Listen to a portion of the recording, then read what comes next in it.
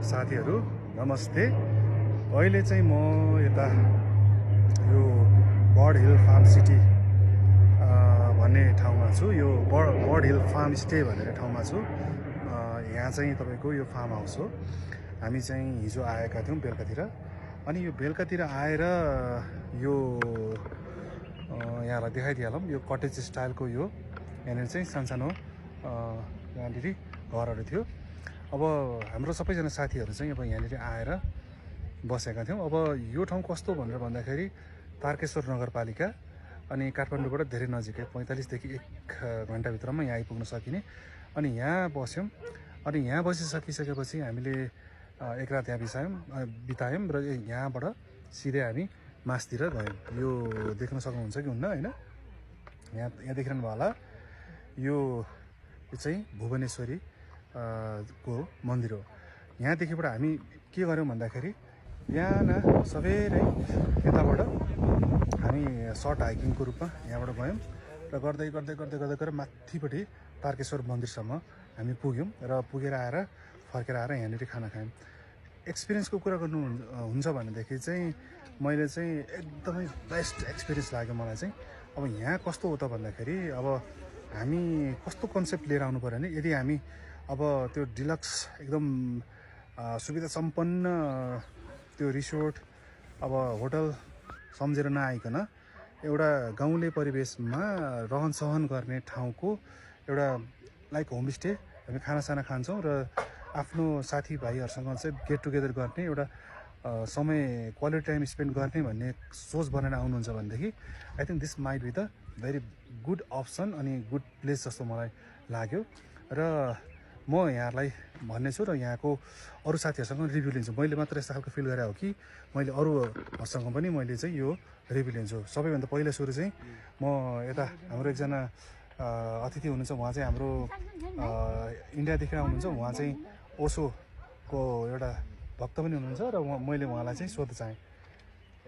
स्वामी जी आपको कैसा लगा, कृपया आपका अनुभव साझा कीजिए। हाँ, मेरे को बहुत अच्छा लगा। खासकर खाना यहाँ का बहुत टेस्टी था और घर जैसा बिल्कुल सिंपल सादा अच्छा खाना लगा, है ना, बढ़िया लगा। और सामने हम मंदिर पे गए ट्रैकिंग करने, ट्रैकिंग रूट भी बहुत अच्छा था यहाँ पे, सनसेट भी देखा, अच्छा लगा। ल उहाँले भनिहाल्नु भयो, उहाँलाई चाहिँ अब खाना स्पेसली यहाँको एकदम मन पर्यो। वास्तवमै खाना हामीले यहाँनिर अब तपाईँको नन भेज भेज सबै कुराहरू पाएको छ। एकछिन Ramila, wait just moment, I want to take, please give a review. Okay, कस्तो लाग्यो, हामीलाई कस्तो लाग्यो प्लिज।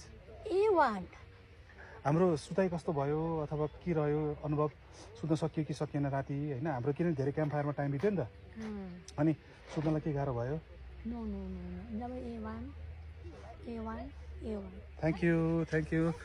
अब म अर्को साथीको पनि लिन्छु। हामी एक प्रकारको भन्ने हो भने हाम्रो साथीहरू चाहिँ सबै एकदम त्यो सात्विक भोजन गर्ने खालको साथीहरूको सङ्गतमा पऱ्यौँ। त्यसले गर्दाखेरि हामी चाहिँ भेजमै रमायौँ।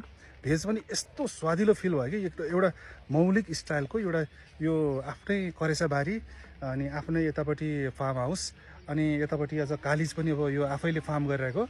अनि अब हामीले चाहिँ त्यतापट्टि पहल गरेनौँ, त्यो अब कालिजलाई चाहिँ अब काट्ने, त्यसको शिकार लिने, मासु खाने भन्ने खालको कुरा चाहिँ गरेनौँ। तर हामी भेजमा यति रमायौँ कि हाम्रो साथीहरूले होइन। अनि अहिले पनि हामी अब लगभग सबैजना साथीहरू चाहिँ यहाँबाट अब जाने क्रममा छौँ। अनि सबिन ल, सबिन यता के काममा व्यस्त छ। अनि त्यसपछि लाएर हाम्रो यहाँको ओनरलाई पनि म चिनाइदिइहाल्छु। हाम्रो ओनरजी हुनुहुन्छ यहाँनिर आरके थापाजी। आरके थापा दाइ, ल उहाँ हुनुहुन्छ हाम्रो आरके थापा दाइ। सबैलाई नमस्ते। 2 शब्द चाहिँ हजुर, यो हाम्रो बर्ड हिल फार्म स्टे चाहिँ 6 वर्ष जति भयो सञ्चालनमा रहेको। यो चाहिँ काठमाडौँ तारकेश्वर 3 लेपा पर्छ। यहाँ खाने, बस्ने, हाइकिङ जाने, बर्ड वाचिङ, त्यसपछि तारकेश्वर हाइकिङ, मुर्खु भ्यू टावर, त्यसपछि भुवनेश्वरी मन्दिर, 5 माने आदि इत्यादि ठाउँमा घुम्न सकिन्छ। यहाँ चाहिँ टेन्ट र कटेजहरू, ट्री हाउस गरेर हाम्रो म्याक्सिमम् 35-40सम्म क्यापेसिटी छ। टेन्ट बाहेक चाहिँ हाम्रो लगभग अराउन्ड 25-30 जना जति अट्न सकिन्छ।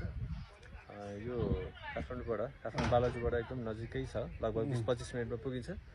तपाईँहरूले फार्मको अर्ग्यानिक उत्पादनहरू, सागसब्जीहरू, सिजनल फलफुलहरूदेखि लिएर यहाँको स्थानीयहरूको उत्पादन गरेका चिजहरू चाहिँ अन्नबाली, कोदो फापर लगायतका विभिन्न चिजहरू चाहिँ खानको लागि यहाँ हामीलाई सम्झिन सक्नुहुन्छ। कालिज पालन पनि छ अनि तपाईँहरू सबैलाई स्वागत छ। यहाँहरू आइदिनु भयो अनि तपाईँहरू सबैलाई चाहिँ यहाँ एकचोटि अनुभव गर्नको लागि आउनुहुन म अनुरोध गर्दछु। धन्यवाद। धन्यवाद है।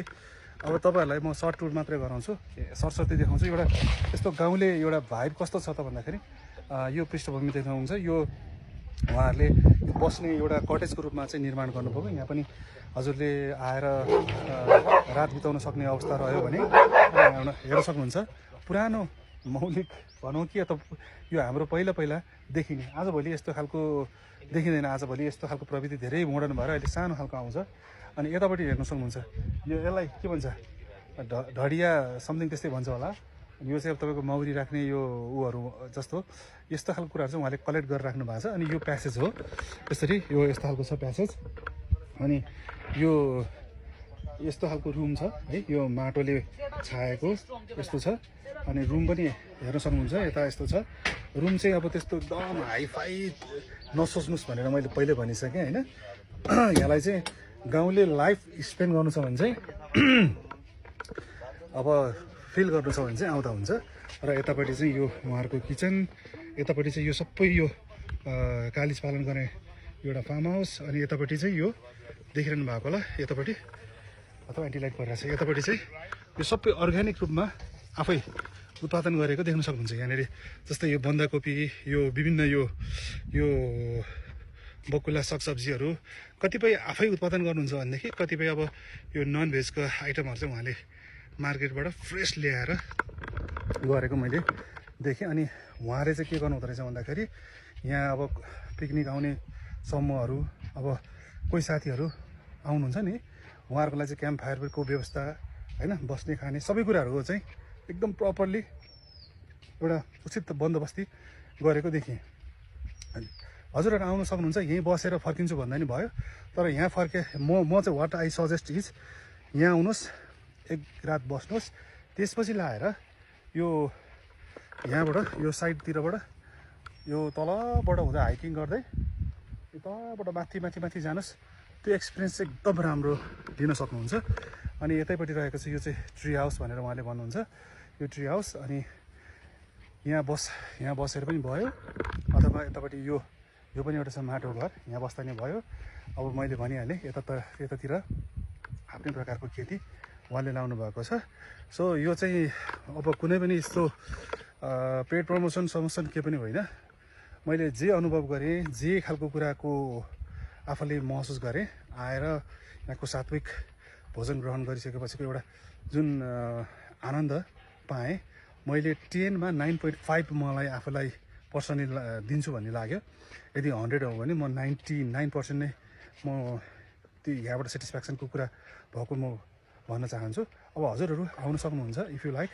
अब धेरै नजिकै छ काठमाडौँबाट, फिल गर्न सक्नुहुन्छ आएर। ल है त साथीहरू, अहिले भने मैले यो भिडियोबाट चाहिँ यहाँसँग बिदा हुन चाहन्छु। I will see you in the next video.